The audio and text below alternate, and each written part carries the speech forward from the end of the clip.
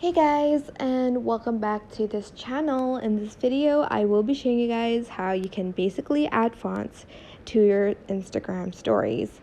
It is actually pretty simple. Now they do get added and removed a lot, especially in like holiday season events, etc. So last year at the end of the year we had Halloween fonts. Also we had Valentine's Day fonts.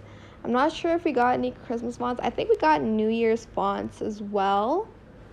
But they do get added and removed depending on the date and stuff like that. But for now, it's just the same thing for all the fonts. You're just going to scroll it to the left side. I'm just going to take a picture randomly here.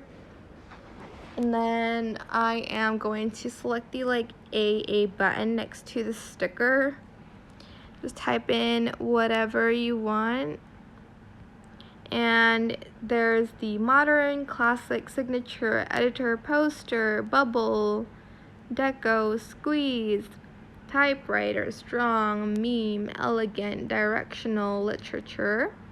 Can also add in an animation to it. There's typewriter, there's pop, there's jump, there's also these cute effects. There's sparkle. Okay, let me just turn off the jump real quick. There's neon, shimmer, and pixel. And you can also add like a background here if you'd like to, and again you can change the color of your font. Alright, but there is also a secret kind of like font. If you select the meme one and type in papyrus, press space, you'll get this font like that.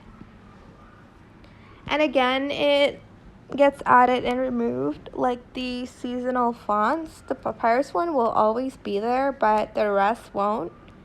So just keep that in mind if you're looking for it. Just check your updates, like your app updates and stuff.